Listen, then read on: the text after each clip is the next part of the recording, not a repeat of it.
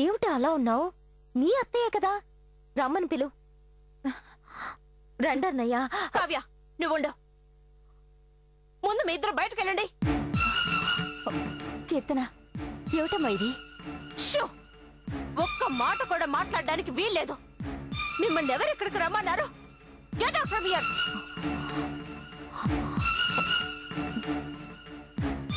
కీర్తన, ఏమిటి ఇది?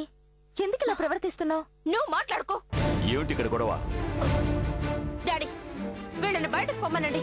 అన్నయ్య గారు, మీరు కూడా మమ్మల్ని పొమ్మంటే మేము ఎక్కడికి వెళ్తాం చెప్పండి?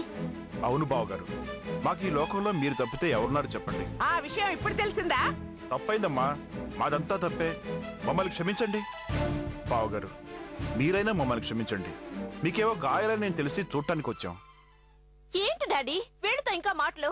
వెళ్ళమనండి. కీర్తన, మేమంత పరాయి వాళ్ళమైపోయావా నీకు? కీర్తన ప్లీజ్, వాళ్ళనేం అనకు. పాపం, మీరైనా చెప్పండి అమ్మా. అన్నయ్య, మీరు లోపలికి వెళ్ళండి. కావ్య,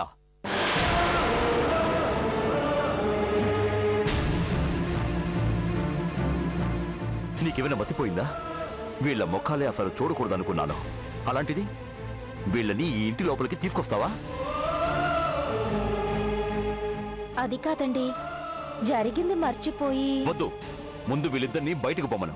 అన్నయ్య, మేం చేసింది తప్పే, మమ్మల్ని క్షమించు. నీ కాళ్ళు పట్టుకుంటాను. చాలే ఆపవే. కాళ్ళు పట్టుకోవాలనుకుంటే ముందు కావ్య కాళ్ళ మీద పడి క్షమాపణ అడుగు. అయ్యో, ఏమిటమ్మా ఇది? నువ్వు ఊరుకోమ్మా, నీకేం తెలీదు. అది చేసిన తప్పులకి శిక్ష అనుభవించాల్సిందే. మీ కోపంలో న్యాయం ఉంది అత్తయ్య గారు. ఏదో బుద్ధి గడ్డి తిని తప్పు చేశాం, మమ్మల్ని క్షమించకూడదా? క్షమించగలిగే తపా చేశారు మీరు. ఈ అమాయకురాలి జీవితంలో నిప్పులు పోశారు. ఈ రోజు వచ్చి క్షమాపణ అడిగేస్తే కావ్యకు పోయిన జీవితం తిరిగి వస్తుందా?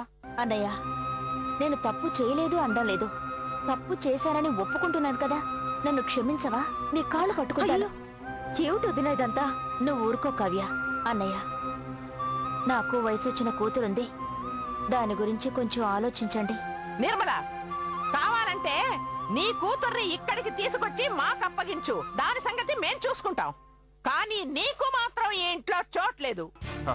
నిర్మల, రా వెళ్దాం. వీళ్లతో మాట్లాడి ప్రయోజనం లేదు. అరే, మీకు రోషం ఉందే. హే కీర్తన, పెద్దవాళ్ళతో అలాగేనా మాట్లాడేది? కావ్య, పెద్దవాళ్ళు చిన్నవాళ్ళు అనేది వయసు వల్లో అంతస్తు వల్లో తీర్మానించేది కాదు, బుద్ధిని బట్టి చెప్పేది. ఇలాంటి వాళ్ల కోసం వాదిస్తున్నావే, నువ్వు మంచిదానివి. నీ ముందు వీళ్ళు అల్పులు. ఈ కుటుంబంలో ఇక వీళ్ళకి చోటు లేదు. ఒకవేళ వీళ్ళు గనక ఇక్కడే ఉండాలని కోరుకుంటే ఉండని.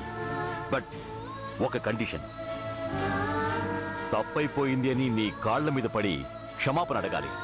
అలా చేస్తే ఉండని. వాళ్ళు చేసిన పాపానికి ఇదే పరిహారం. వదినా, ప్లీజ్ ఆయన మాటలు పట్టించుకోకండి. నాకు మీ మీద కోపం వచ్చిన మాట నిజం, కానీ ఇప్పుడు లేదు. అంతా మర్చిపోయాను.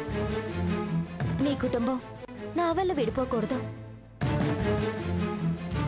కీర్తన, మీరంతా అనుకునేటట్టు వీళ్ళు నాకంత పెద్ద ద్రోహం ఏం చేయలేదు. ఏదో ఆవేశంలో తప్పు చేశారంతే. ప్లీజ్ వీళ్ళని బయటికి పంపించకండి. చాలేవి నీ నంగనాచి వేషాలు. చేసిందంతా చేసి ఏవి తెలియనట్టు బాగా యాక్ట్ చేస్తున్నావు. చూడు, నా వాళ్లే నన్ను నీ కాళ్ళ మీద పడమన్నారంటే వాళ్ళకెంతలా మందు పెట్టావో, వాళ్ళని ఎలా పుట్టలో పడేసుకున్నావో నాకిప్పుడు బాగా అర్థమవుతోంది. చిచి, వీళ్ళతో మాటలు ఇంకా అనవసరం. ముందు వీళ్ళని బయటికి వెళ్ళమా. వెళ్ళిపోతావు, బయటకే వెళ్ళిపోతావు. అన్నయ్య గారు, మీరిక ఉండమన్నా మేము ఇంట్లో ఉండని చెప్తున్నాను. కానీ వెళ్లే ముందు ఒకే ఒక మాట చెప్పేసి వెళ్తున్నాను. మీరందరూ అనుకున్నట్టు ఈ కావ్య బుద్ధమరాలు కాదు.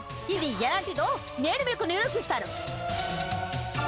కీర్తన, నువ్వు ఈ ఇంటికి నీ స్నేహితురాల్ని తీసుకురాలేదు, ఒక తాచుపాముని తీసుకొచ్చావు. దీని విషయం ఈ కుటుంబాన్ని సర్వనాశనం చేసేస్తుంది. నేను అన్నది అక్షరాలా జరుగుతుంది. అప్పుడే మీకు ఈ నిర్మల గొప్పతనమేంటో అర్థమవుతుంది. ఇది నా ఛాలెంజ్. రండి.